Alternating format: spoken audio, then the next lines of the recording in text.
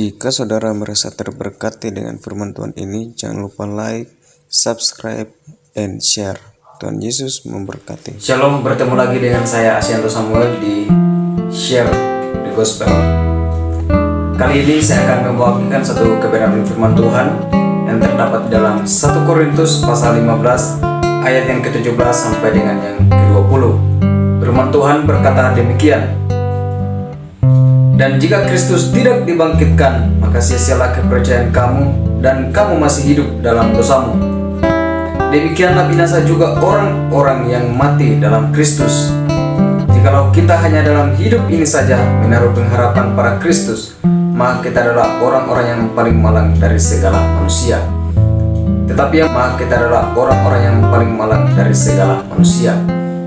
Tetapi yang benar ialah bahwa Kristus telah dibangkitkan dari antara orang mati sebagai yang sulung dari orang-orang yang telah meninggal. Itulah jauh ayat pembacaan kita di saat malam hari ini. Tuhan Yesus berkata, berbahagialah mereka yang mendengarkan firman Tuhan serta melakukannya di dalam kehidupan hari lepas hari. Tema malam hari ini yaitu kepastian Paskah. Paskah adalah satu hal sejarah yang paling real.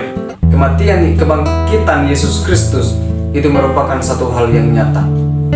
Paskah benar-benar terjadi, dan itulah yang diceritakan oleh Rasul Paulus kepada orang-orang percaya di Korintus. Dan kebangkitan Yesus Kristus itulah yang mengubah kehidupan Rasul Paulus.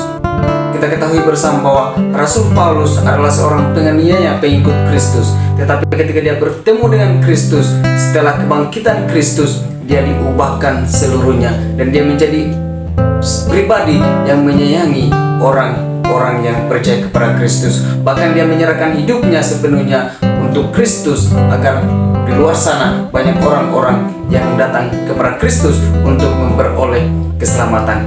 Kepastian Paskah inilah yang membuat Rasul Paulus begitu kokoh di dalam pemberitaan Injilnya. Dia katakan di sini ada dua hal yang penting dari kebenaran Paskah Yesus Kristus ini. Yang pertama dikatakan bahwa apabila Yesus Kristus tidak bangkit, maka kepercayaannya dan kepercayaan kita itu sia-sia. Kepercayaan kita kepada Kristus, bahwa kalau kita percaya Yesus Kristus, kita lahir baru dan kita diselamatkan, kita memperoleh tempat yang kekal. Dan apabila Yesus Kristus tidak bangkit, maka hal ini tidak terjadi. Tetapi Yesus Kristus benar-benar bangkit dari antara orang mati, dan dia pergi ke surga seperti yang dia katakan di dalam Yohanes pasal 14. Dia pergi ke surga menyediakan tempat bagi saya dan bagi saudara-saudara, dan kelak dia akan datang dan menjemput kita. Kebangkitan Yesus Kristus menunjukkan bahwa dia menjadi pemenang, dia menjadi pahlawan dari dosa.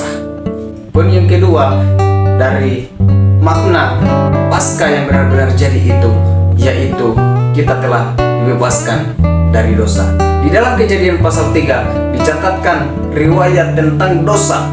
Permulaan dosa yang dimulai dari Adam dan Hawa, dan dosa itu dikatakan oleh Rasul Paulus di dalam kitabnya di Roma, bahwa dosa itu telah menjalar sampai kepada generasi-generasi pada saat ini. Dan semua manusia tentunya berasal dari keturunan Adam dan Hawa yang otomatis telah memiliki dosa.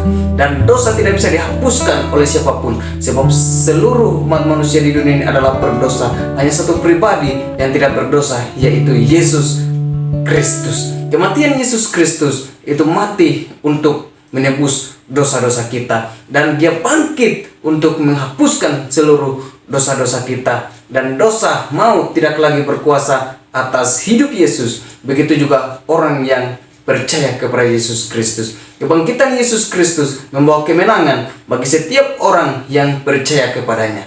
Dan karena Yesus Kristus sudah bangkit, maka kita yang berdosa, dosa kita telah ditebus olehnya, dan dosa kita telah dihapuskan, sehingga kita sebagai orang yang percaya kepada Kristus layak untuk menerima kerajaan Allah yang Allah janjikan bagi setiap orang yang percaya kepadanya, tidak binasa melainkan beroleh hidup yang kekal. Adalah satu kebanggaan bagi kita. Kita punya Tuhan yang mati, tetapi yang tidak mati selamanya, yang bangkit dan yang tidak lagi pernah mati. Dan setiap orang yang percaya kepadanya akan memperoleh keselamatan yang kekal. Tetap ikut Yesus. Terpujilah Kristus. Amin.